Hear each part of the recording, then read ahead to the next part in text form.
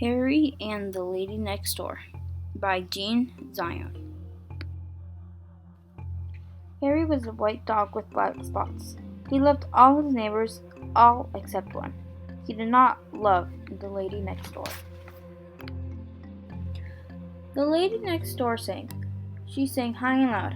When she sang, Harry's ears hurt. She sang higher than the peanut whistle.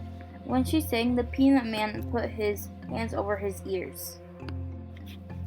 She sang louder than the fire sirens on the fire engine. When she sang, the firemen put their hands over their ears. She sang higher and louder than the cats sang. When she sang, the cats ran away. Harry tried everything to make her stop. He howled under her window. His friends howled too. But it did not do any good. The lady next door went on singing. She sang higher and louder than ever. One day, Harry's family gave a party. They invited the lady next door. She came with her music. When she started to sing, Harry almost bit her leg, but he bit the leg of the piano instead. The family sent Harry out of the room. "You're a bad dog," they said. Harry just wagged his tail. As he walked to the door, some people said, "Poor Harry," while others whispered, "The lucky dog."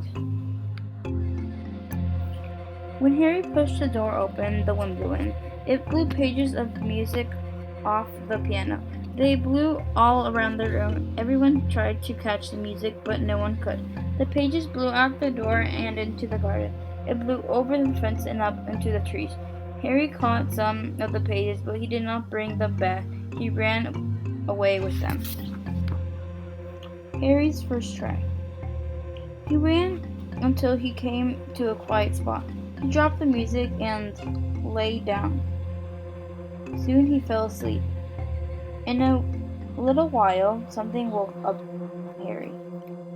All around him were cows mooing. They mooed very low notes. Harry listened. He thought the cows made a beautiful music. He had never heard anything so soft and low. He wished the lady next door would sing like the cows. Suddenly, Harry had an idea. He rounded up all the cows. He barked at their heels. Down the road they went. Harry barked and the cows mooed. They ran on and on. They ran down Main Street of town. They passed the school and the library and the firehouse. When they came to Harry's house, the lady was still singing. Harry ran ahead and stopped the cows. They went on mooing. They mooed, mooed, and mooed. They all mooed soft and low. The cows mooed for a long time, but it did not do any good. The lady next door went on singing. She sang higher and louder than ever. Harry's family called the man who owned the cows. He came and took them home. That night, Harry slept in the doghouse. The next day, the lady next door sang some more. Harry's ears hurt more than ever. He went for a walk. After he had walked for a long time, he heard a wonderful sound. Oompa, oompa, oompa. It was low and lovely. Then Harry saw what it was. It was the big horn in the fireman's band. The big horn was even softer and lower than the cows moving. Harry walked along listening. He wished the lady next door could sing like the big horn. Then he saw the leader of the band. The leader threw his stick up into the air. Harry watched. Suddenly he had an idea. The next time the stick went into the air, Harry caught it.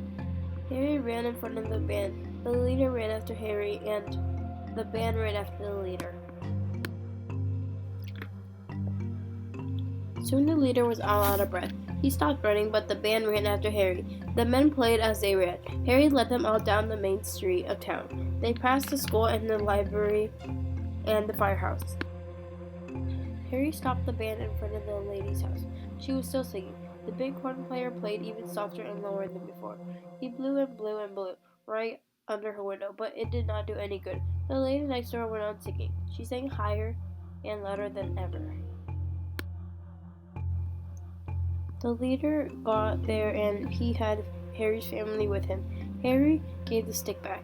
That night, he slept in the doghouse again. A few nights after that, the family took Harry to the park. They were going to hear the fireman's band. The family knew that Harry liked the bighorn. They got to the park and sat down. A light shined on the stage. People were quiet. They waited for the music to begin. Harry closed his eyes and listened. He waited for the bighorn. He waited for the soft, low notes. But the low notes never came. Instead, the man came out. "Good evening, friends," he said. "The band will not be playing tonight. The bighorn player is all out of breath. Instead, we shall have a singing contest. Here are the ladies who will sing." Everyone clapped. The ladies came out. On the edge of the line was the lady next door. Harry took one look and ran off. He almost was out of the park when he heard something.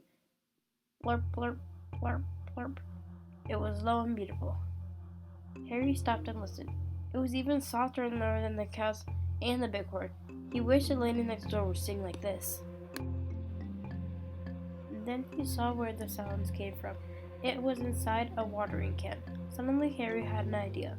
He took the handle of the can in his mouth and he ran with it. When he got back to the bandstand, he walked quietly up the stairs. The lady next door was singing. Harry put the watering can on the floor behind her. Soon the lady sang a very high note. Then something happened. Two frogs jumped out of the can. One jumped into the lady's head and the other onto her shoulder. The other ladies in the contest shrieked and ran from the stage, but the lady next door went on singing. She sang higher and louder than ever. When she finished her song, everyone shouted, "Hooray!" The judges whispered together. Then one of them spoke. "Ladies and gentlemen," he said, "the other ladies in the contest have all gone home, so the lady next door wins the singing contest. She is a very brave lady. She wins first prize. It means she can study music as far off country for a long time." Everyone clapped and clapped. Harry barked and barked. He was the happiest of all. In the middle of all the fuss, the frogs hopped home. Soon the time came for the lady next door to go away. Harry went to the ship with her family to see her off. "Goodbye, goodbye," everyone shouted. Harry wagged his tail. The lady next door started to sing a goodbye song, but no one ever heard her. Just as she sang the first note, the ship blew its foghorn.